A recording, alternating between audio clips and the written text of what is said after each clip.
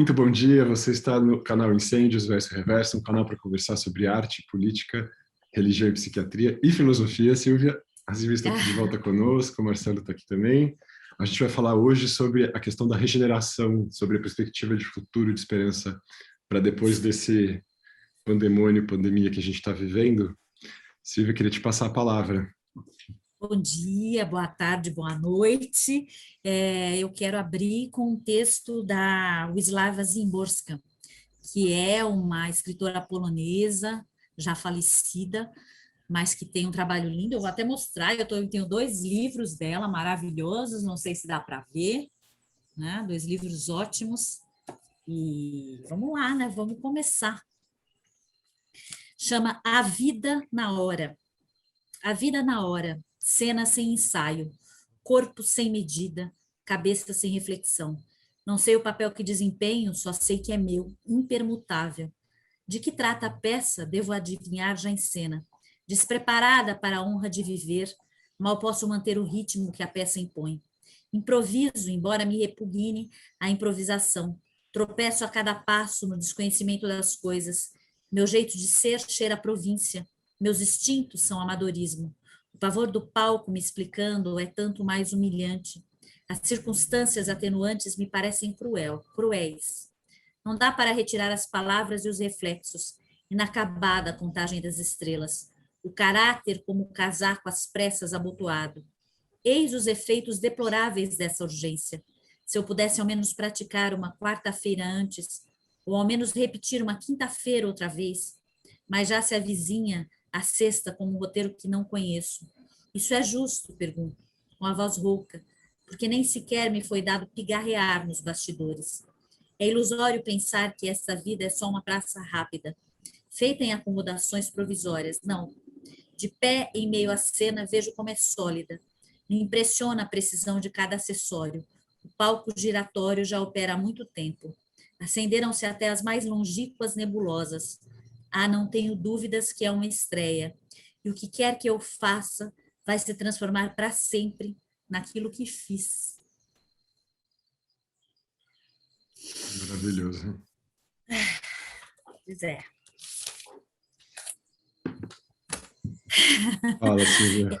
Eu anotei daquele texto lindo do Edgar Morin, que a gente leu para partir para esse questionamento, 3 questionamentos que ele nos faz, e eu acho que a gente podia partir daí. Ele pergunta o seguinte: o que posso, o que devo fazer e o que posso esperar? Eu acho que a gente pode começar. Marcelo? Olha, eu acho interessante essa reflexão, né? Como eu disse a vocês, vinda de um filósofo que centenário, né? O Morin é um cara que pensou todo o século passado, né? E continua jogando essas reflexões para esse século aqui. Então, diante desse momento que a gente vive aqui, o que posso, o que devo, o que posso, o que devo fazer e o que mais? E o que posso esperar. E o que eu posso esperar, né? Eu acho que como a gente disse, a pandemia é algo tão que chega num momento com tanta incerteza que traz para a gente nesse momento, que quando que vai acabar, quando que vai terminar, o que vai ser o mundo a partir daqui, o que vai ser o mundo, mudar os nossos hábitos. De certa forma, uma coisa a gente tem certeza, impactou totalmente as nossas relações humanas, né? Impactou totalmente o nosso modo de viver, talvez o nosso modo de pensar, né? Trazendo para a gente novas reflexões, né? Agora, o quanto isso a gente vai poder transformar isso e praticar num novo mundo, um mundo mais possivelmente melhor, vamos dizer assim, isso também é uma incerteza, né? Essas reflexões que o Morin coloca aqui. O que a gente pode colocar é assim, o que a gente já passou próximo na história? Foi a última grande pandemia, foi a gripe espanhola, né? E trazendo reflexão da gripe espanhola, a gente vê que é o seguinte, o mundo mudou muito depois da gripe espanhola, que foi uma pandemia até mais, em relação ao que a gente vive hoje, até mais mortal, vamos dizer assim. Estima-se que morreram de 50 a 100 milhões de pessoas, né? No Brasil, ela foi no Brasil naquele contexto, né? Você tem relatos de corpos espalhados na rua, mostrando a precariedade da nossa condição ali, né? Chegou também muito forte aqui. E a gente viveu o mesmo tipo de problema que a gente está passando aqui há 100 anos. Esse tipo de negacionismo, esse tipo de... Acontece que é o seguinte, depois da gripe espanhola, o que a gente viveu, pelo menos aqui no Brasil? No mundo, outras questões, mas aqui no Brasil, a gente viveu coisas importantíssimas. Começou-se a ter hospitais referências, prestar mais atenção na saúde. Começou a ter novas ideias circulando. A gente teve aí logo de cara o tenentismo, várias ideias de começo de século, né, do século passado, que afloraram, a Semana de Arte Moderna, uma consequência. Então, de certa forma, ali foi quase que um preparo para aquele século que veio com grandes ideias e grandes dores também, sem dúvida, mas que a gente... Que foi uma mudança muito grande que aconteceu. Então, a gente pode esperar, sim, um mundo muito, muito mudado a partir do fim da pandemia, né? A gente já vê o mundo mudando aqui. É tão rápida a questão, né? A gente já vê essas relações de força totalmente se invertendo e tal. A questão que a gente quer saber é até quando que isso muda para o bem ou para o mal. E o que é isso, bem ou mal? O que a gente espera, de certa forma, que aconteça? Porque a gente já vinha de um cenário muito ruim, né? Um cenário muito negativo de deterioração das relações humanas, aqui no Brasil, de polarização política que continua, mas a economia, a questão da natureza, da devastação. Será que com isso, é essa questão também que eu já jogo a bola para o Alexandre, será que com isso, depois de 1 ano e meio, vamos dizer aí mais alguns meses, mais alguns anos, a gente vai conseguir realmente aprender e mudar? E como fazer isso? Porque também me parece que isso não é uma coisa automática. Isso não é uma coisa que... como que a gente constrói esse caminho para a mudança também, né? Muito legal esses comentários, Marcelo. Eu fiquei pensando no poema da Szymborska, também em relação a... Eu anotei 2 palavras aqui, que estão no poema, né? Improvisação e o amadorismo. E que é uma coisa que a gente tem vivido e está vivendo, né? Ninguém estava preparado, ninguém estava avisado, ninguém tinha acumulado coisas, feito estoques e pensado que a gente ia passar E a gente está passando, né? A gente tem que parar de falar da pandemia no passado, a gente fica achando que as coisas ainda já terminaram, a gente está com algumas esperanças no horizonte em relação à vacinação e tudo mais, mas ainda tem muita coisa para acontecer. E esse sentido, né, esse senso da improvisação, ela fala, né, dessa repugnação, né, ela tem uma repugnação pelo amadorismo e tudo mais, é o que sobrou para a gente, né? A gente teve que se virar, se adaptar, tropeçar e continuar andando, e acho que isso vai se estender por um tempo ainda, e mesmo depois da pandemia. O que a gente pode fazer, né? Eu também fico com essa pergunta, assim, será que a gente vai ter sensibilidade e a gente vai continuar coeso, solidário, assim, como muitas pessoas têm ficado e sentido, dado as mãos e criado essas redes que estão acontecendo, esses encontros que são vitais, né, durante a pandemia. Para a gente aqui né, mas eu imagino que cada pessoa cada grupo, né, foi criando suas conexões e tal. é difícil imaginar isso também, né? Porque é uma outra situação para a qual a gente também não está com clareza, né? Tem gente que fala que vai ter um boom de, né, uma explosão aí de sexualidade, de tesão, de vontade de ver as pessoas, uma coisa meio como foi o século XX, a década de 20 também, né? Os anos loucos do século XX. Então a gente vai ver uma coisa parecida, um entusiasmo, uma fome de vida, tal. Eu fico bem esperançoso que isso aconteça. E acho que também a gente vai improvisar e essa improvisação vai ser definitiva, né? Como a gente está vivendo a nossa improvisação que se definitizou, vamos chamar assim, durante a pandemia. E acho que a resistência vai continuar também. A resistência ao quê, né? Esse negacionismo, a resistência a essa barbarização que tem acontecido com o mundo, né? Fico pensando, será que isso vai se agudizar, vai piorar, vai ser mais intenso? Ou talvez a gente já esteja, e espero que a gente esteja vivendo o final desse pesadelo e que as coisas mudem de perspectiva? Não dá, é difícil saber, né? A gente não sabe ainda para onde a coisa vai, se ela vai degenerar mais do que já está. Eu estou falando aqui da situação política do Brasil, do bolsonarismo, desse fascismo que está impregnado no país, mas que são 30% das pessoas, que não é pouco, né? A gente acha, bom, nós somos 70%, maioria, não sei o quê, mas esses 30 estão nos deixando reféns, né? E então, o que vai ser essa reconstrução, né?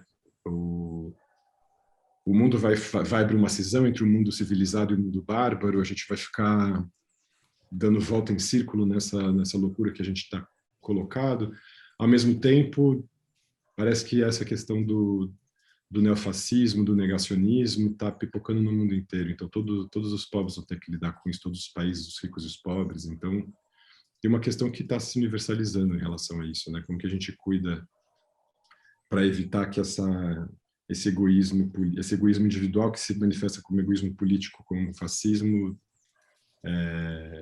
como cuidar para que isso não faça morrer, né? A nossa ideia de coletivo, a nossa ideia de comunidade e tudo mais. Então, é difícil, né? É difícil ter uma resposta para tudo isso. Acho que a gente vai tendo a dimensão do que é o problema que está na nossa frente, imaginando o tamanho da tarefa, o que fazer, né? Eu não sei, eu tô tentando tatear a questão aqui, tentando encontrar o tamanho do monstro para imaginar o que a gente pode fazer. Mas sim, tem uma experiência. Por favor, Silvia, por favor. Não, eu queria dar um depoimento muito pessoal, na verdade, porque o Edgar Morin, ele fala de esperança de um humanismo regenerado. Eu quero dar um depoimento bem pessoal, porque assim, eu perdi meu irmão para a Covid, por isso que eu desapareci nos últimos tempos, né?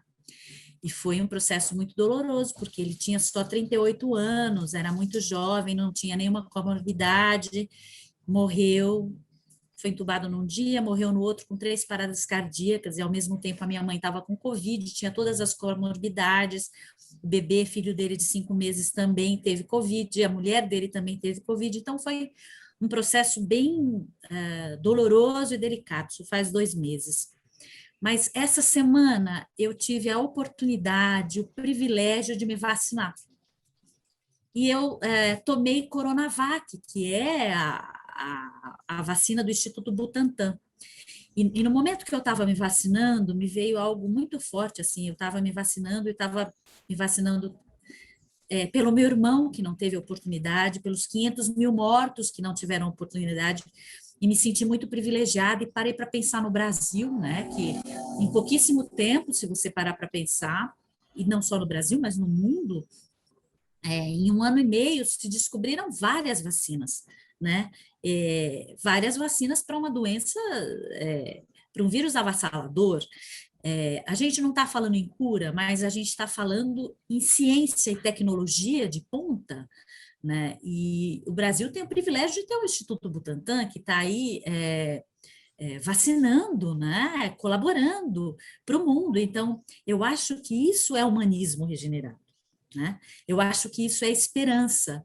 Eu fiquei muito esperançosa. E aí, também é outro depoimento pessoal, no dia seguinte eu tive a sorte, né, e a chance de ser aprovada num doutorado de literatura e crítica literária. Quer dizer, num país onde 19 milhões de pessoas passam fome, eu me sinto uma privilegiada, assim, de estar aqui discutindo com vocês sobre esses assuntos, de poder estudar numa universidade de ponta como a PUC e poder discutir literatura, de vir aqui e abrir esse projeto com vocês e falar sobre Edgar Morin, né, que é um homem de 100 anos e que está discutindo essas perspectivas. Eu acho que isso é um projeto esperançoso, né? Eu acho que no Brasil tem várias coisas acontecendo milagrosas, né? Porque é um milagre com um presidente genocida, assassino, né? De um cara que faz apologia necropolítica como o Eduardo Bolsonaro, aliás, desculpa, o Jair Bolsonaro. Eu nem sei o nome dele, porque eu detesto ele tanto, que eu prefiro nem saber. Mas são todos psicopatas, a família toda. Eu sempre falo no plural, fora Bolsonaros. Tem que falar com S no fim, porque nenhum deles nenhum presta, deles presta, né? Na verdade, são milicianos, né? Então, a gente não pode esquecer disso, né? Soldados da Norte, né?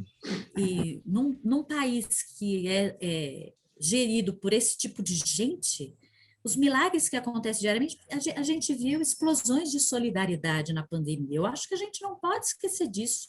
A gente vê vários projetos maravilhosos acontecendo, a revelia, não tendo apoio nenhum. A gente vê gente muito simples e muito humilde colaborando com outras coisas. Isso é humanismo regenerado. Eu não tenho a menor dúvida disso. Então, eu acho importante a gente dar essa perspectiva. Falando de Edgar Morin, eu quero dar uma dica aqui.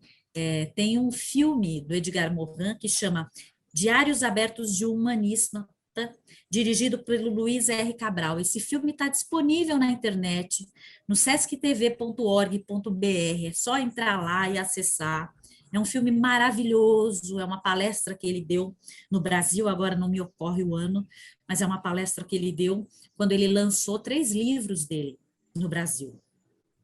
E é uma palestra maravilhosa. Então, quem quer conhecer um pouquinho mais de Edgar Morin, eu acho que vale a pena ir lá e dar uma olhada. Mas eu também penso a seguinte coisa, quando a pandemia começou, eu achava que as pessoas iam melhorar.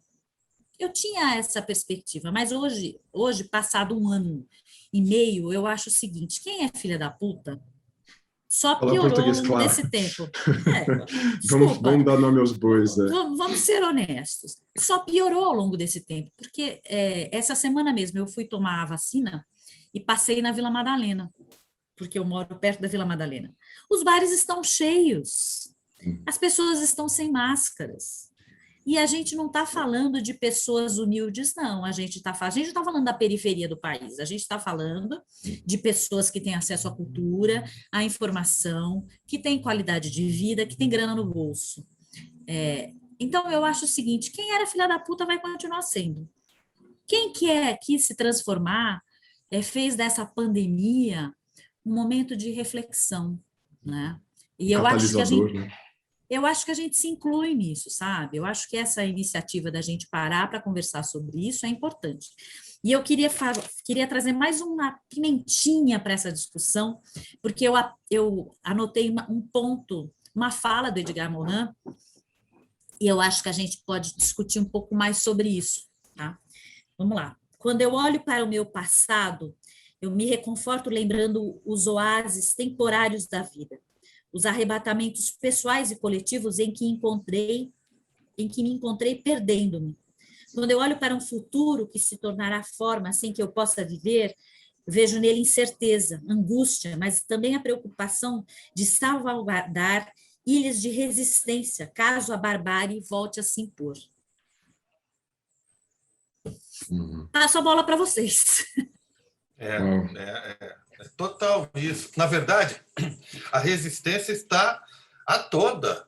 Gente, a resistência está a toda. E a resistência está sendo feita através das redes, o que é uma coisa inédita. Exato. A nossa organização hoje, pelo menos, nesses últimos movimentos de rua, eu participei deles, a organização toda a pré-produção desses eventos é organizada em eventos como esse aqui. Sim. Então, isso é uma coisa nova. Antigamente, a gente se reunia, né, tal.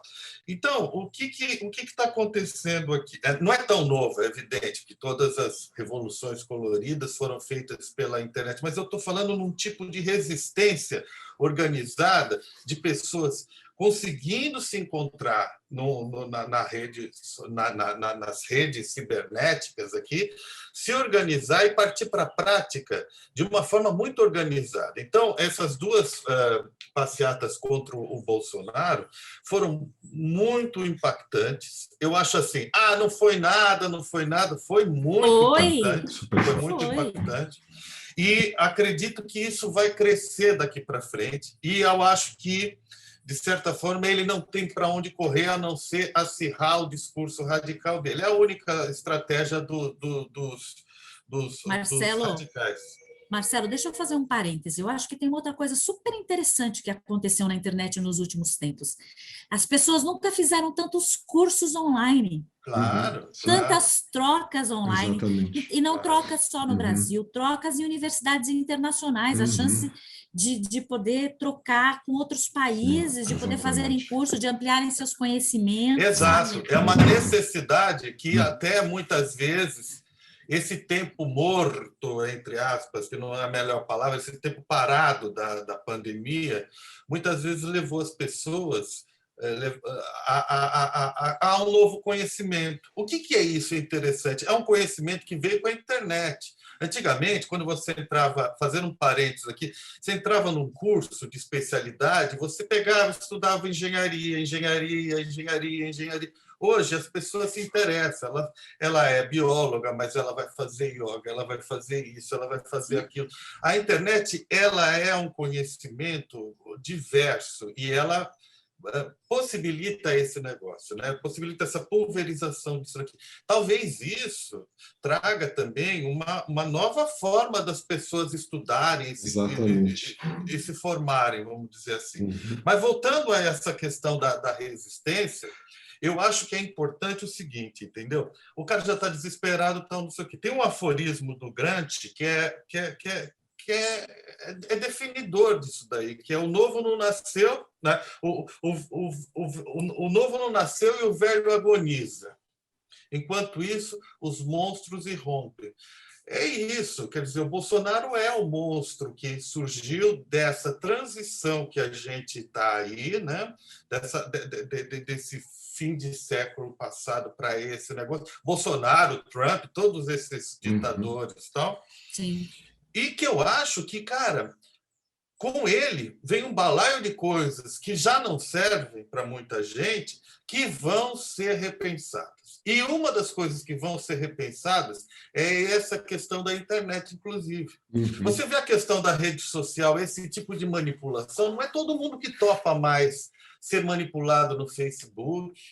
Outro dia, o cara do Pink Floyd, eu dei risada, o cara do Pink Floyd, o Roger Waters, né, que é um militante, um ativista, ele recebeu uma carta, ele estava dando uma entrevista, recebeu uma carta do Mark Zuckerberg para doar a música On the Wall para um evento do Facebook. Ele falou: o seu cu que eu vou doar para vocês.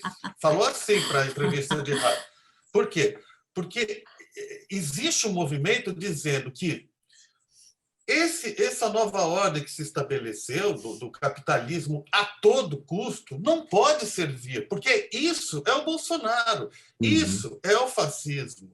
Esse capitalismo a todo custo, esse jeito das pessoas de se colocarem no Instagram, diante de uma pandemia, todo mundo morrendo e o cara posando numa praia, esse hedonismo cibernético, esse tipo de coisa, são coisas que eu acredito piamente que serão repensadas, pelo menos para uma boa parte consciente das pessoas. Eu acho que algumas pessoas ainda vão insistir nesse modelo, mas assim, já é um modelo que se esgarça. O capitalismo desse Se o capitalismo, eu acho que ele não deixa de existir, mas ele tem que ser um capitalismo inserido numa lógica mais consciente, inclusive de preservação da natureza, inclusive de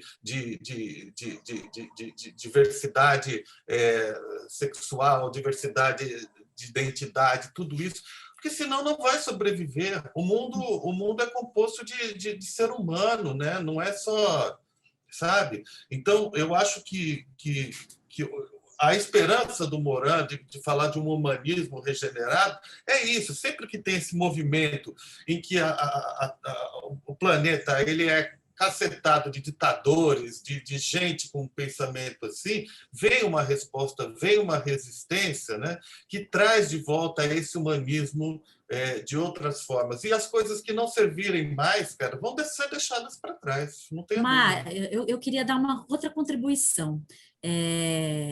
Falando em humanismo regenerado, tem acontecido nas expressões artísticas, seja no teatro, no cinema, na TV, nas artes plásticas, artes visuais hoje, né, que se chama, uma coisa muito impressionante. A gente está para lançar uma série de artes visuais, e uma coisa que eu percebi, é uma série que só fala de artistas trans, negros e indígenas. Quer dizer, as expressões artísticas nos últimos anos ganharam muita voz, esses públicos estes que não tinham a menor chance, sabe? Não tinham voz.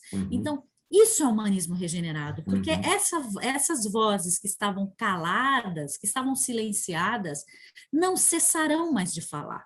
Isso é uma mudança, isso é uma mudança no mundo.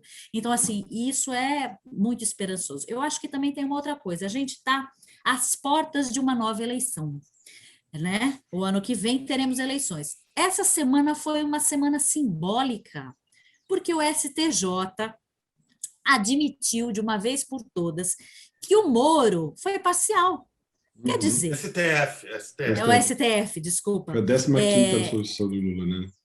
Ou seja, isso é esperança. Isso é esperança, a gente não pode deixar. Então, eu acho que assim, a gente está vivendo um momento tão horrível, né? Trancados nas nossas casas, sem podermos sair, sem podermos fruir da arte que é imprescindível, né, para respirar, sem podermos ver os nossos amigos, os nossos amores, os nossos amantes. A gente não está podendo isso, assim, a gente está enlouquecendo. Eu acho que a gente está enlouquecendo.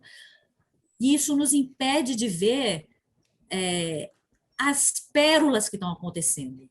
Então, a gente tem que fazer uma resistência e a gente tem que esperançar. Eu acho que o verbo é esperançar. Eu queria trazer essa contribuição. Estamos fazendo, viu? Pode ficar tranquila que estamos fazendo em vários roles. Assim. O nosso grão aqui a gente está fazendo germinar, tentando fazer, pelo menos. Né? Eu fiz uma série de anotações aqui da fala de vocês, e ontem eu estava pensando, enquanto eu estava fazendo a minha dança diária noturna aqui, que eu sempre faço meus exercícios, refletindo sobre a conversa de hoje, pensando nessa questão da regeneração, o que eu conseguia visualizar e tudo mais. E é interessante que eu fiquei com uma resposta que tinha a ver com essa questão da ciência, da universidade, dos locais de produção de conhecimento, de reconhecimento do conhecimento, disso que se produz no mundo como a arte que você está falando, Silvia. E aí eu pensei numa resposta para isso, assim, né? O que seria esse futuro? Por que tem a ver com isso, a minha resposta para o que seria essa regeneração, como ela poderia se processar e tal.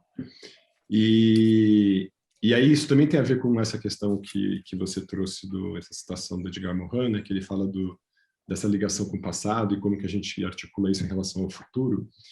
E uma coisa que eu me vejo muito falando para os meus pacientes, nas sessões, nas consultas e tal, é como a gente conseguir se desprender de uma ideia que a gente tem, que para que a gente seja coeso, coerente consigo mesmo, a gente tem que estar sempre coerente com o nosso passado, né? Com o que eu fiz, o que eu fui, o que eu representei, como eu fui representado, e fica ali, né, aderido àquilo que se passou, como se, para a gente não se perder da gente mesmo, a gente tivesse que ter essa âncora no passado e estar atrelado a ela. E é libertador, na verdade, a gente perceber que a gente não precisa ser coerente com o nosso passado, a gente tem que ser mais coerente com o nosso futuro. que é muito mais poderoso você ser coerente com seus sonhos, assim.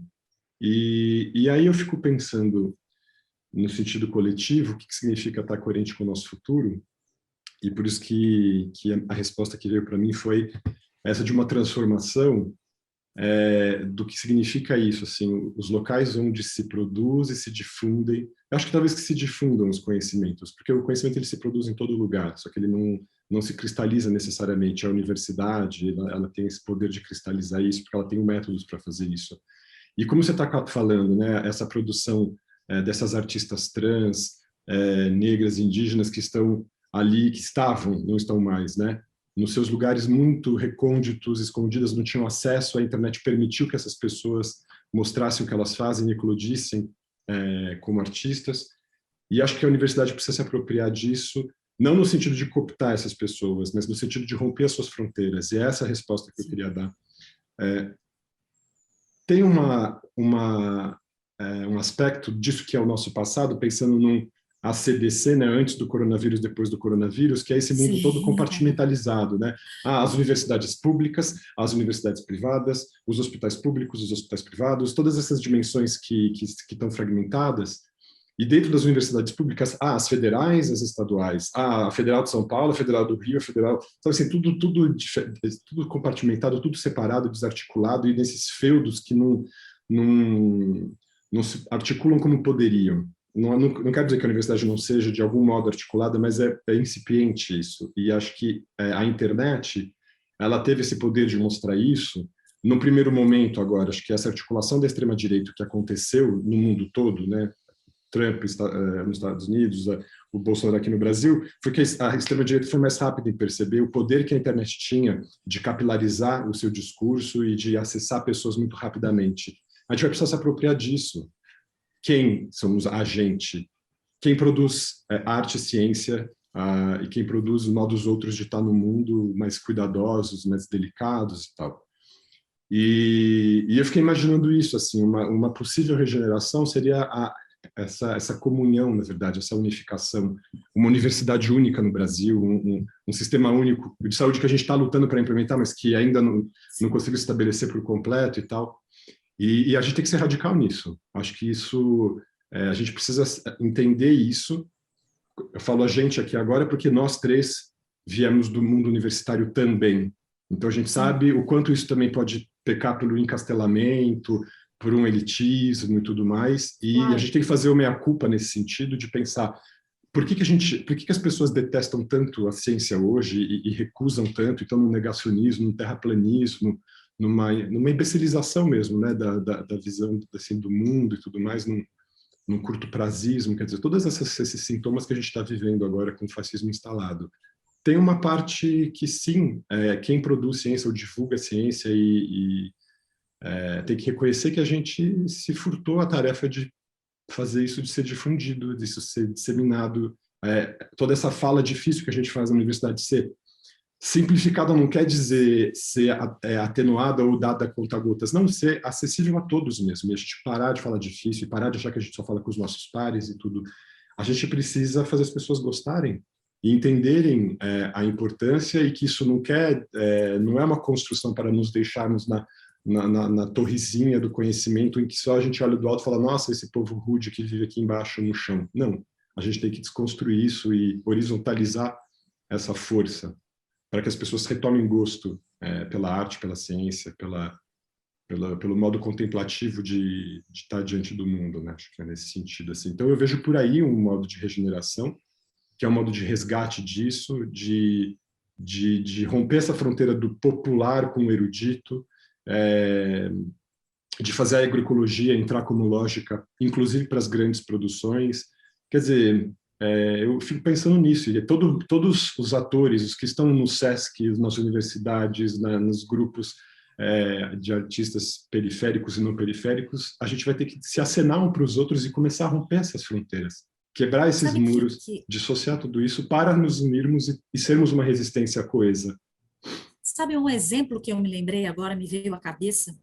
É o Miguel Nicoleles. O Miguel Nicoleles tem um trabalho lindíssimo em Natal, no Instituto em Natal, que ele ensina para crianças da periferia, onde era o índice de IDH mais baixo, assim, ciência. Ciência. Ele recebeu muitas críticas quando ele começou a fazer esse trabalho.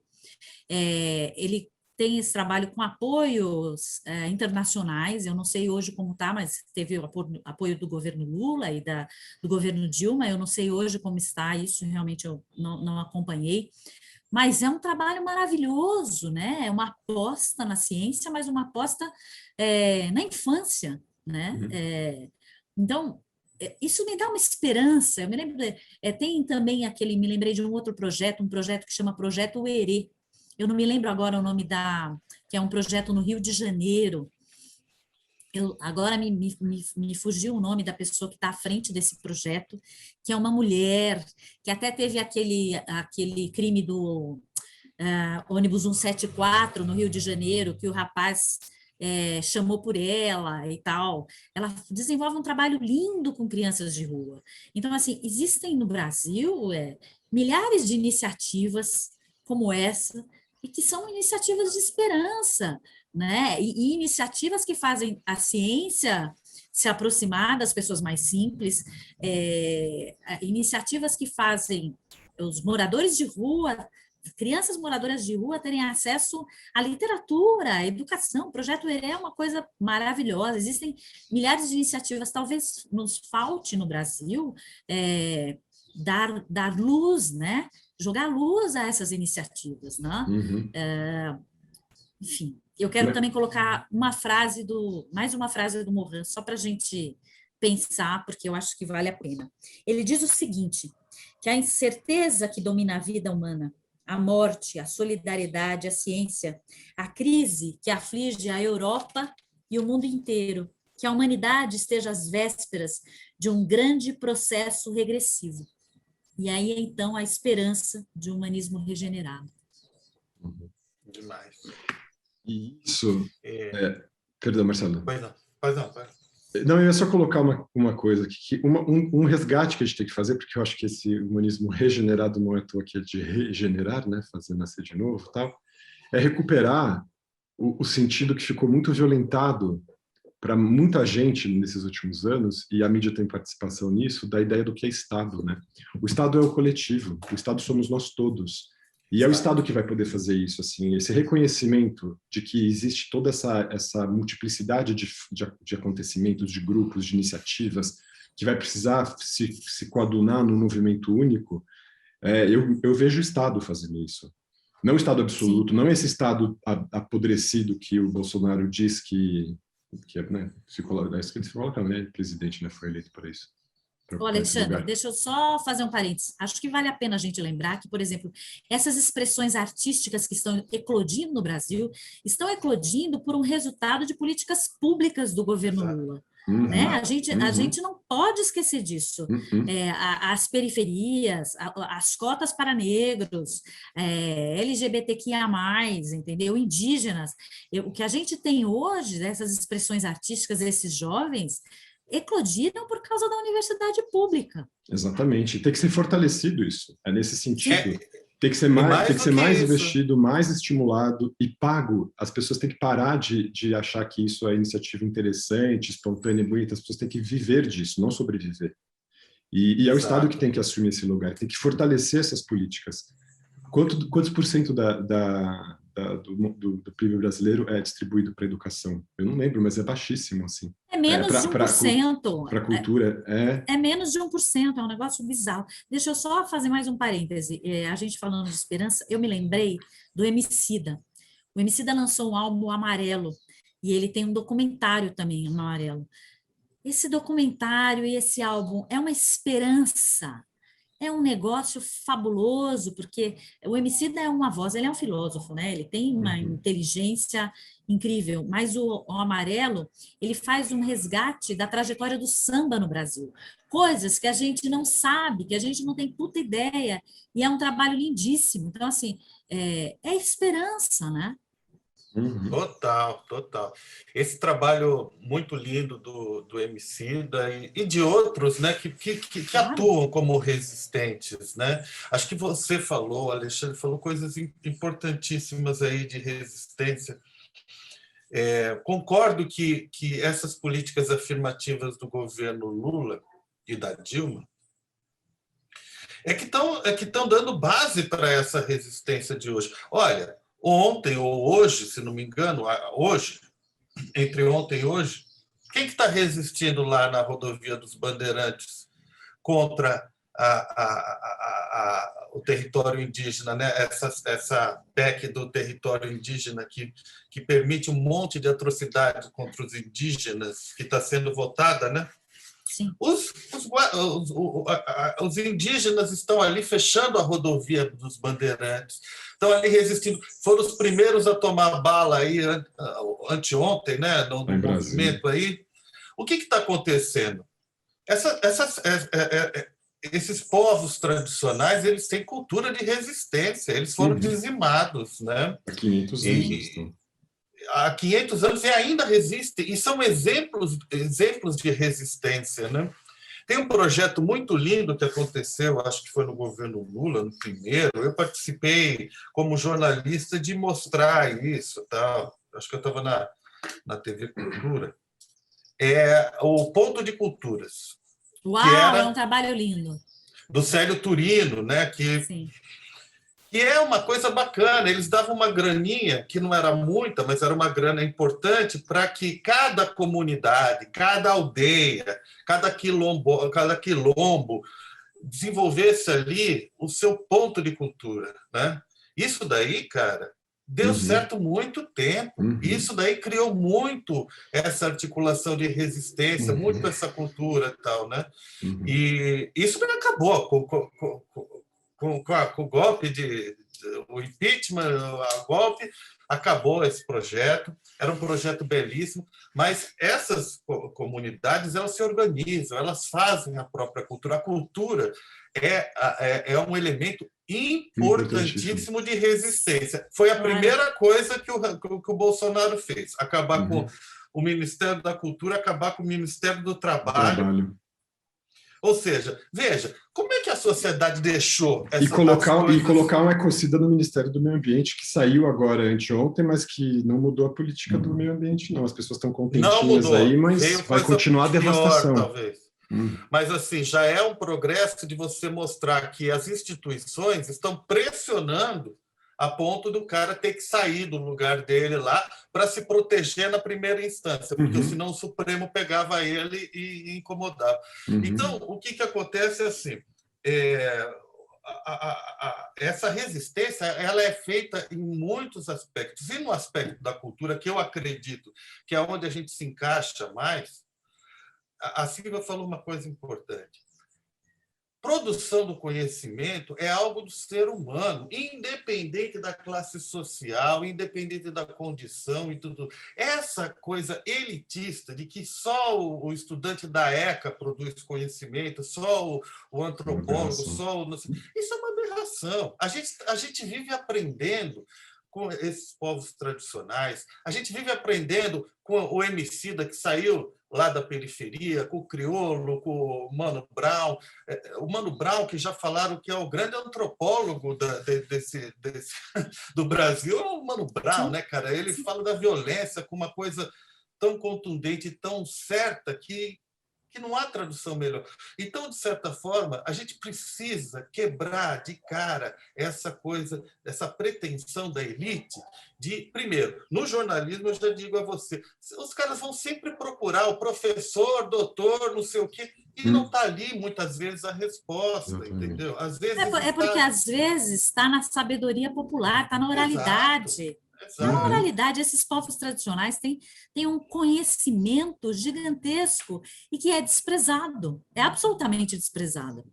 Desculpa interromper. Imagina, e eu vou fazer só rapidamente um comentário aqui da minha experiência como jornalista, que eu tive sorte, porque eu trabalhei com SBT, Record, e eu estava indo para o lado do jornalismo tradicional, que você vai fazendo policial, vai fazendo o que dá, né?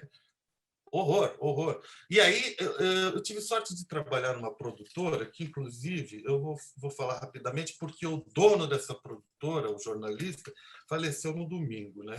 Era um cara que tinha um jeitão dele lá, mas era um cara que tinha ideias, era, né, uma ideologia sobre jornalismo, né?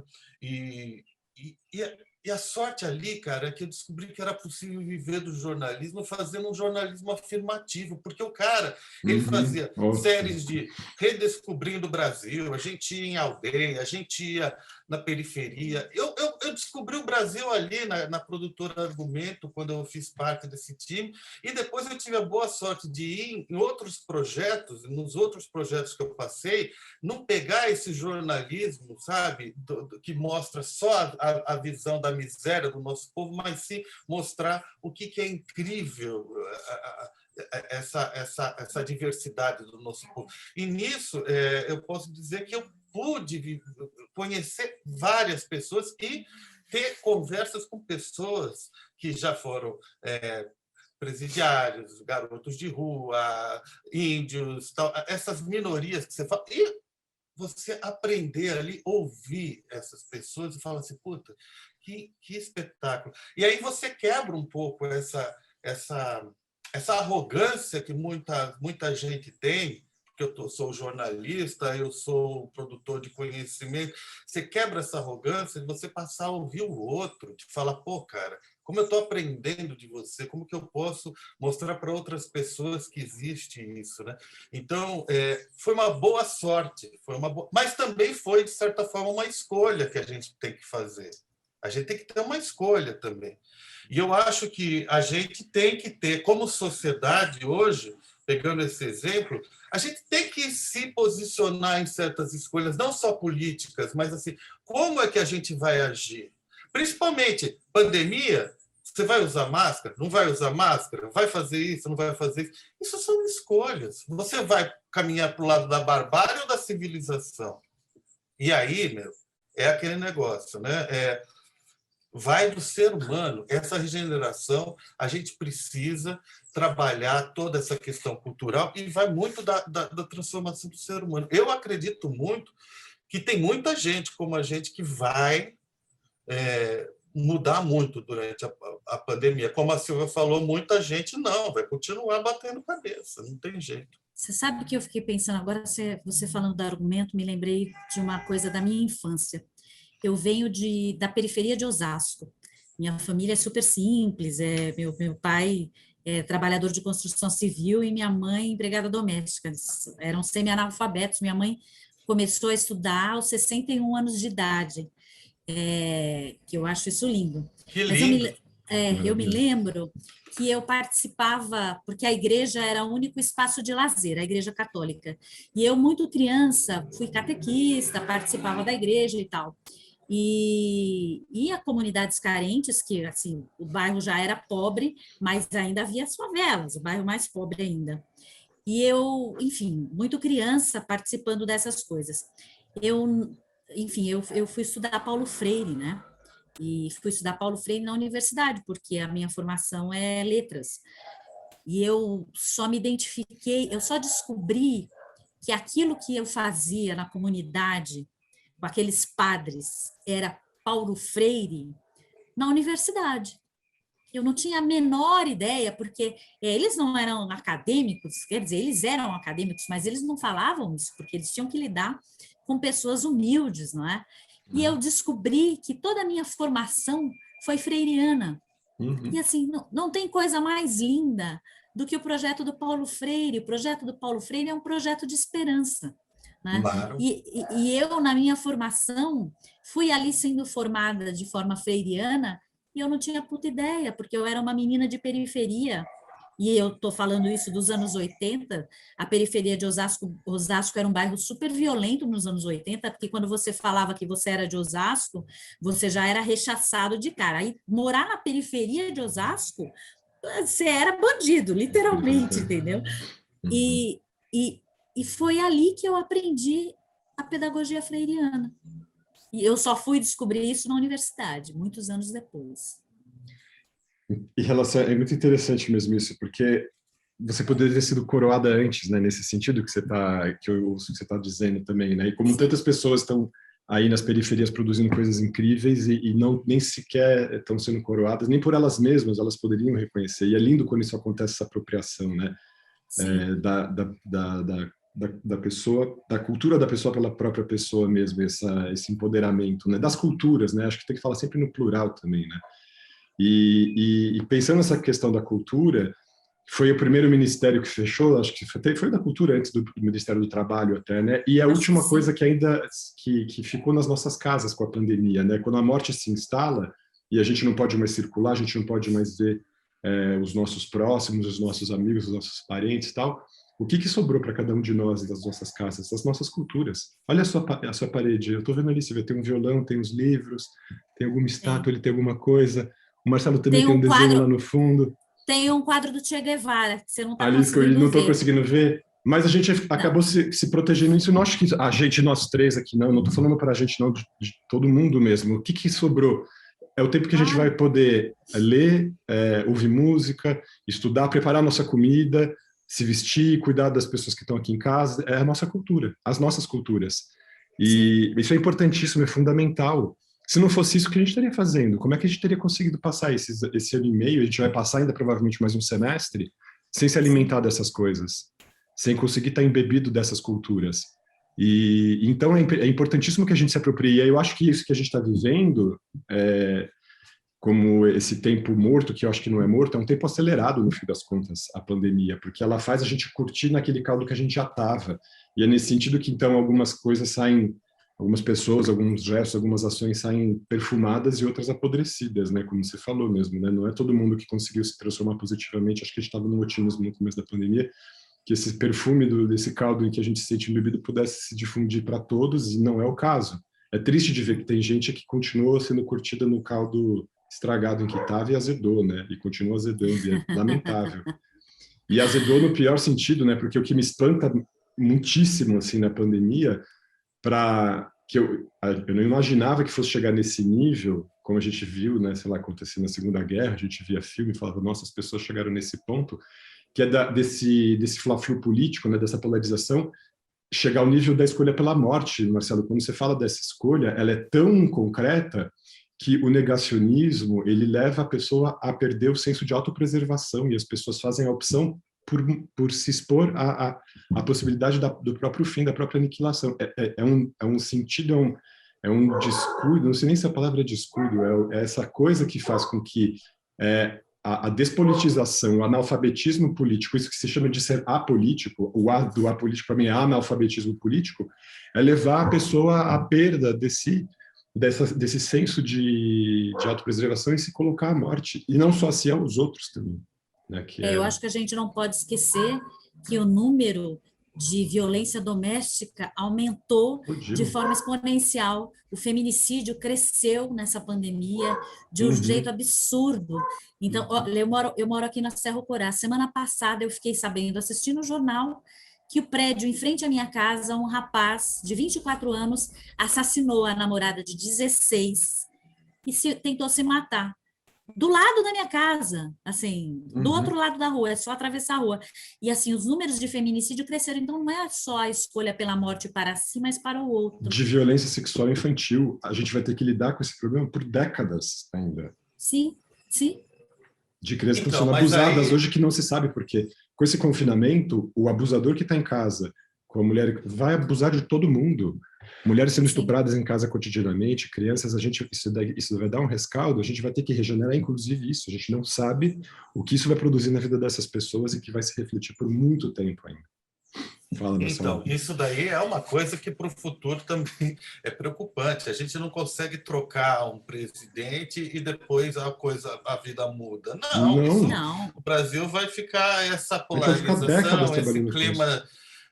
Aí entra uma questão que a gente já colocou ali.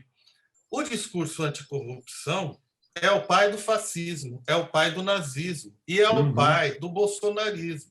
A Lava Jato é a mãe do bolsonarismo. A gente sabe disso.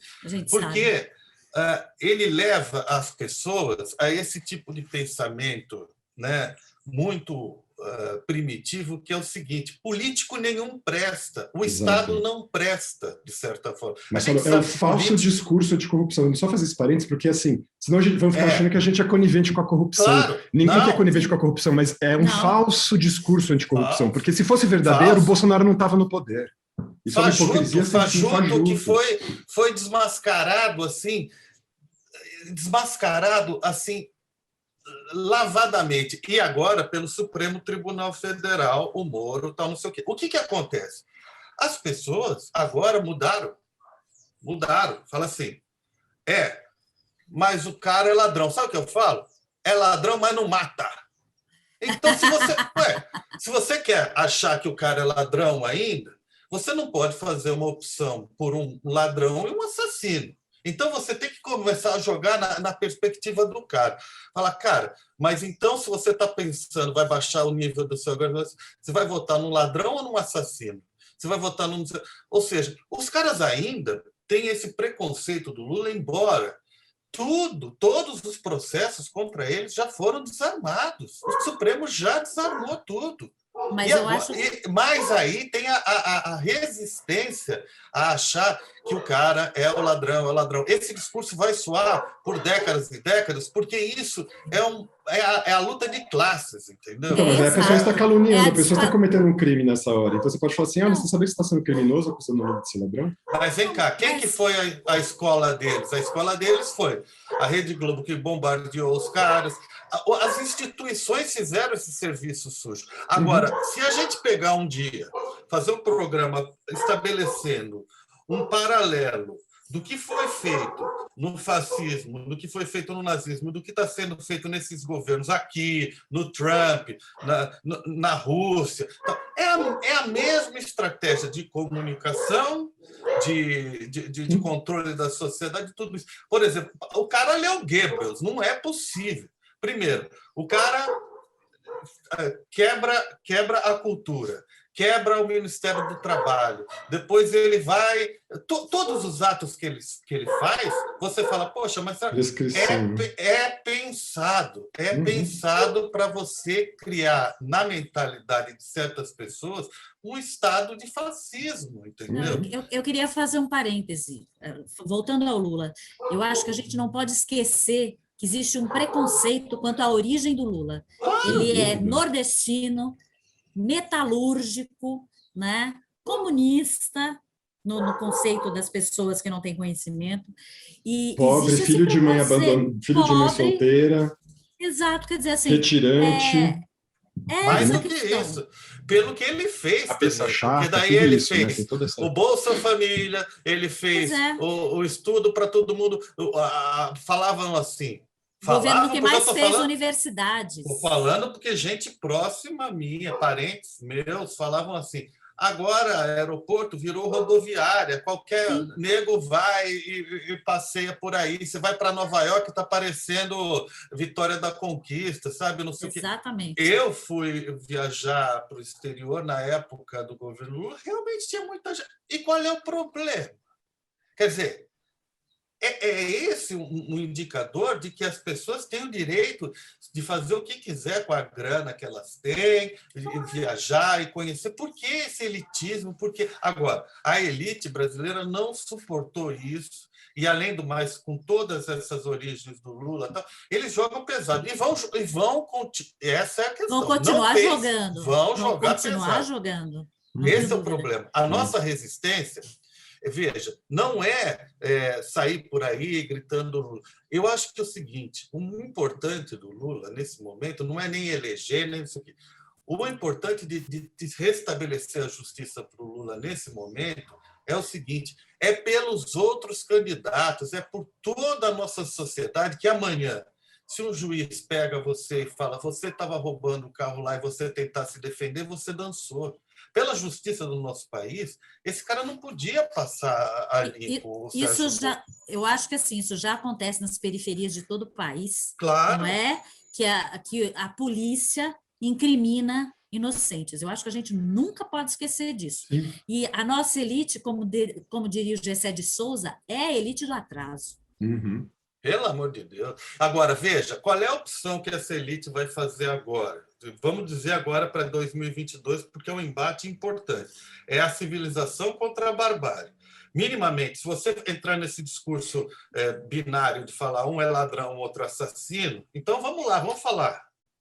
Tá. E o que você vai fazer? Você vai suportar um genocida um cara que está matando pelo bel prazer, por um sistema de política dele. Então, a questão é, qual é a opção que essa sociedade vai fazer? A gente tem que fazer uma luta para conscientizar quem não tem muito condição de pensar Olha, por si próprio. Vamos dizer assim, o povão é muito enganado pela grana, por isso daí e tal. A informação não chega muitas vezes com qualidade para muita gente. olha, E a elite a gente não pode contar, não. eu acabei de receber uma informação aqui por e-mail, por e-mail não, por WhatsApp de uma amiga minha, que Lula tem 49% das intenções de voto e Bolsonaro 23, diz a pesquisa do IPEC. Exatamente. É maravilhoso isso. Agora, sim, a pergunta, por que a gente vai separar? Desculpa só, eu vou aproveitar que isso é gancho também, você vai que eu estava com uma pergunta para falar para o Marcelo aqui. Essa história de deixar essa dualidade ali, Lula ladrão, Bolsonaro genocida, não, mas aí você que está dizendo que ele é genocida, quem disse que o Bolsonaro não é ladrão? Gente, o que foi o escândalo do Covaxin? O que é isso? 1000% de superfaturamento? O que podia custar alguns milhares de dólares custou 1,3 bilhão de reais? O que é isso? A dose da vacina que teria que ser paga R$1,34, você paga 15 dólares. É uma aberração. O que é essa mansão do filho do Bolsonaro? O que são todas essas... a maior apreensão de madeira da história desse país, ou seja, o maior processo de devastação que aconteceu em tão curto espaço de tempo nessa história. Árvores centenárias que foram vendidas. Onde está esse dinheiro? Que o Salles desapareceu. Para onde vai isso daí? Vamos a coisas mais simples. O gás de cozinha subiu exponencialmente. A eletricidade subiu de um jeito absurdo. A cesta básica subiu como em nenhum outro governo. Uhum. Eu acho que, voltando para o nosso tema do futuro, a gente tem que pegar aquele aforismo do Grant e pensar que a gente ainda está vivendo o lance dos monstros surgindo, né? E que eu acho que o novo, em termos de... Ele vai nascer sim. A gente tem que ter essa esperança. Para poder resistir, a gente não pode falar, puta, ferrou, daqui para frente não passa, porque senão a gente para. Agora, tudo indica que o Bolsonaro vai jogar todas as cartas e a gente também vai jogar todas as cartas para derrubar esse cara, entendeu? Então, eu acho que eu sou mais o nosso lado aqui, que a gente está bem acompanhado de pessoas incríveis, né? E eu acho, inclusive, que todo esse mal que está sendo feito agora vai ter que ser desfeito e vai demorar para caralho, não tem jeito. Mas eu acho que a gente tem que continuar resistindo. Eu quero dizer que essa semana eu fui tomar a minha vacina e eu fiz da minha vacina um momento de protesto. Eu estava lá com a minha máscara vermelha, escrita Fora Bolsonaro. E eu acho que todos os momentos que a gente puder resistir, eu acho que é isso que a gente tem que fazer. A vacina é um símbolo, né? Além de uma proteção incrível, é um símbolo para mostrar que a ciência tem que triunfar ante esse discurso tão maluco, tão negacionista. Infelizmente, a gente vive num mundo em que ainda tem esse discurso polarizando com algo. Então, a gente está numa pior do que a era medieval, né? A gente chegou num ponto que as pessoas defendem qualquer coisa. E aí é o nosso trabalho de informar, muitas vezes, até muitas vezes redundante, tal, não sei o quê, brigar, lutar, tal, não sei o quê, para garantir, vamos dizer assim, o futuro, né? Eu acho que você não tem filho, né, Silvia? Não. Nem o Alexandre. Nem eu. Então eu falo assim... Eu vou ser super honesta para você. Eu também não. Eu nunca quis ter um filho, porque eu acho que esse mundo é muito cruel e eu acho que eu não tinha amor suficiente para dar para uma criança. Hoje eu diria que, não, eu tenho amor suficiente, mas eu fiz a opção de não ter um filho. Maravilha. Mas aí é que eu falo para você, a gente fala assim, por que pensar o futuro, né? A gente poderia, às vezes, ser egoísta e falar assim, pô, tal, não sei o quê. Não tenho filho, não preciso fazer nada para ninguém, né? Eu vejo que isso daí justamente, o futuro é uma instância de você falar, pô, tem gente que vem atrás, tem gente que vem atrás, tem criança. Ancestralidade. Eu fico pensando nesse molequinho que o Bolsonaro baixou a máscara, se fosse o pai, eu já dava um tapão no olho. Que loucura que a gente está vivendo. Isso foi um crime, na verdade, ele está expondo uma criança à possibilidade de morrer. Ele cometeu um ato criminoso fazendo aquilo. Tem de ser dito contra uma criança, é de uma perversidade que não tem nome. Esse gesto dele foi absolutamente aberrante. Ele não vai ser julgado por isso. A mãozinha rápida dele puxando a máscara é de uma insolência, de um abuso, é nojento, é asqueroso. Eu tenho asqueroso desse governo. É asqueroso. Agora, eu acho que, por mais que isso... E isso também tem um efeito muito importante. Veja como que isso é importante. Da gente ter esse asco leva a gente a querer resistir também. Esse sentimento de ódio é um ódio que você fala, puta, o que eu faço com esse ódio? O que eu faço com isso? Porque às vezes a gente fala, pô, mas vocês também sentem ódio, né? A direita tem o ódio contra não sei o quê, a gente tem não sei o quê. Mas você tem que odiar aquela coisa meio paradoxal. Você tem que odiar quem prega o ódio, quem faz essa violência. Uhum. Se você não tiver esse sentimento, é complicado. E não foge. Quem tem um pouco de humanidade nas veias, aí ela resiste a isso até, né?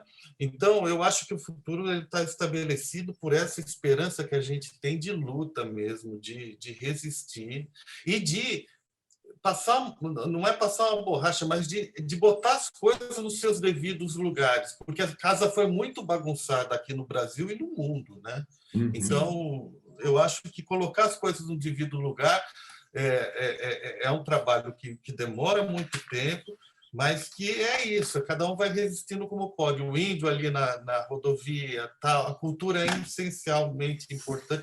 Eu fico pensando assim, e quem depende da cultura para viver? Como é que está sobrevivendo, cara? Como que o cineasta está fazendo, diretor de teatro? Não está sobrevivendo, cara, não está. Está na miséria. Está na miséria. É terrível então, isso. Eu ia falar uma coisa, porque é muito interessante esse comentário que você fez, Marcelo, da gente não ter filhos. Então, a gente não tem uma motivação egoísta para estar fazendo o que a gente está fazendo, por exemplo, porque no limite a gente poderia se perguntar por que a gente está gravando isso e deixando essa mensagem, falando isso, como a gente já usou essa imagem, né, como uma mensagem na garrafa que a gente joga no céu e fala, bom, em algum momento alguém vai recuperar isso daí.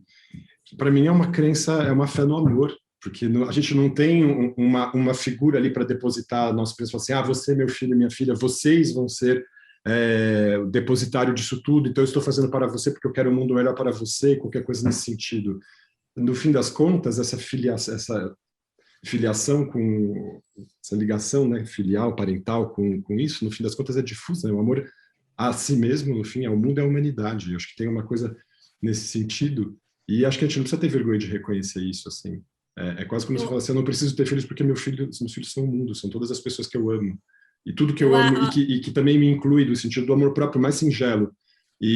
Mas esse amor ao mundo é se sentir doído porque a floresta está sendo cortada, é se sentir doído porque o artista não está sendo valorizado, é falar, mas tudo isso me pertence, na medida em que eu amo todas essas coisas. E é essa fé nesse amor que faz com que a gente se mova, apesar de não termos a motivação egoísta de falar assim, eu faço isso porque eu tenho alguém que vai se beneficiar desse trabalho que eu estou tendo hoje.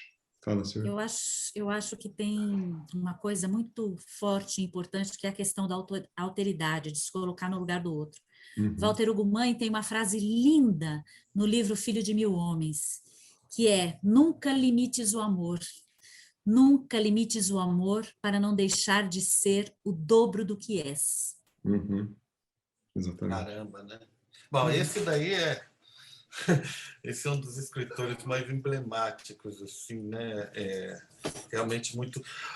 O que eu acho que a gente poderia um dia discutir num programa essa questão política a fundo, tal, um próximo tema, porque realmente a gente hoje cai tudo em política porque é um território onde tudo está sendo jogado, né?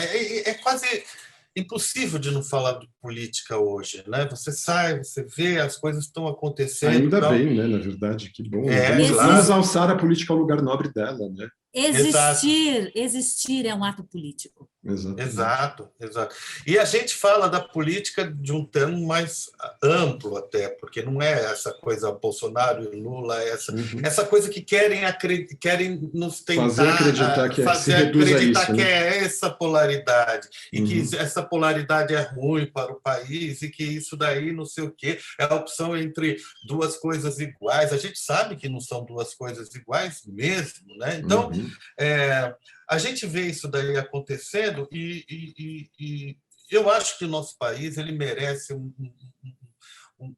futuro, uma década, né, 2022 para lá, assim, muita coisa boa, porque a gente está sofrendo pra cacete, o mundo está sofrendo pra caramba, e o nosso país ele é muito rico, ele é muito diverso, ele é muito alegre, ele está sofrendo muito, cara, entendeu? Então,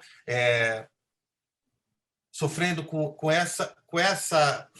esse discurso, com essa guerra de ideias. Isso daí é muito ruim para um país, porque você perde, inclusive, as identidades, né? Você acaba virando uma massa amorfa, né? O Brasil, ele é uma coisa no Maranhão, ele é uma coisa regional, né? Uma coisa na Bahia, ele tem as riquezas, o folclore, a cultura, tudo isso. Me parece que a gente, às vezes, é colocado como uma coisa só, né, cara? Então, eu Bunda e acredito... samba. E que pode ser também, né? Vamos festejar a bunda e festejar o samba também, né? Pode ser também, mas ele não se reduz a isso, claro. Eu, enquanto mulher, me sinto indignada de achar que a mulher brasileira é só isso.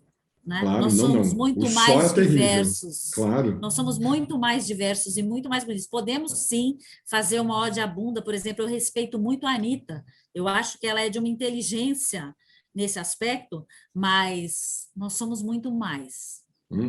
Nós somos e isso e outras coisas, né? Eu acho que é Sim. Isso que o Marcelo está passando, essa questão, né? Nós somos esse mosaico e a gente tem que assumir essa multiplicidade. Eu não me lembro agora que foi o pensador pré-socrático que falava que o polemos, né? A polarização, a polêmica, né? É o começo de tudo. Vocês lembram? Se era o Heráclito, Anaximandro, eu não lembro. Não, mas é ótima essa definição, né? E a gente está exatamente nesse lugar, assim, historicamente, aqui no Brasil. Assim. E a gente tem que assumir que a gente está vendo essa polarização, assim, não ficar com vergonha dela, entender o que isso significa, e depois disso vai ter uma explosão de vida. Eu tenho porque acho que isso tem sido a história desde sempre, e a gente está... Quando você fala que a gente está resistindo, que é um pouco enfadonho, e que a gente está se repetindo e tudo mais... É a luta de sempre, Marcelo. Se a gente for ver a história do mundo, ela tá ali, a barbárie contra a civilização, as invasões bárbaras, toda essa temática, assim, esse tensionamento, a gente está vivendo ele encarnadamente aqui. A gente imaginava que isso fosse acontecer com alguns estandartes ali dos bárbaros, umas caveirinhas, não precisou, está tudo escondido, e são essas pessoas que estão nos governando hoje, apesar de serem minorias, porque a gente está num sistema que a gente vai precisar também redesenhar, um sistema político em que, se isso se produzir de novo, a gente não vai ser refém dessa política de morte. Espero que a gente também consiga fazer um desenho nesse sentido. Porque o que me espanta também é estar vivendo isso, perceber o genocídio acontecendo, reconhecer, e tá todo mundo reconhecendo, todo mundo não, né? 70% da população do Brasil reconhecendo a responsabilidade do Bolsonaro, e a gente não pode fazer nada. A gente não tem um mecanismo de refreio de uma pessoa que se coloca no poder e começa a matar o próprio povo. A gente vê isso se produzir e fala, o que nós podemos fazer? Se as outras instâncias não conseguem tirá-lo num processo de impeachment, isso está errado. A gente tem que criar um mecanismo para poder acionar um botão de alerta e falar: ninguém tem direito de usar a máquina estatal, a máquina pública para matar o próprio povo. Isso vai ter que ser dito e vai ter que ser repensado. Temos 3 minutos aqui, eu tenho uma consulta daqui a 3 minutos. A gente precisa terminar. É que está tão boa essa discussão, né? Que dá vontade de ficar aqui. Sim. Você quer terminar, Silvia, Marcelo, por favor? Olha, eu acho que... Eu gosto muito do tema esperança, muito. E eu acho que a gente tem que manter a resistência e manter a esperança nesse humanismo regenerado. Maravilha. Marcelo? Eu também acho isso, e acho que cada vez mais, entendeu? Tá difícil, tá pandemia, a gente tá cansado, tá todo mundo querendo... Não, a gente precisa manter esperança, e a gente precisa manter esperança em algo melhor, porque o que está aí não está servindo para ninguém, né? A gente está precisando aprender a lidar com os preceitos e os preparos dos deuses da guerra, assim, Ares, né? A gente não conhecia muito, a resistência também tem a ver com isso, né? Mas depois a gente vai festejar o júbilo dos outros deuses, né? Dionísio, Baco, Atena, espero que tudo isso aflore. Baco. Tomara, né? Oxalá, oxalá. Eu vou, Baco. Gente, um ótimo dia para vocês. Maravilha. Até semana que vem. Também. Beijo grande. Tchau, tchau. Até, Beijo, tchau, tchau, tchau. Beijo, Tchau, tchau. tchau.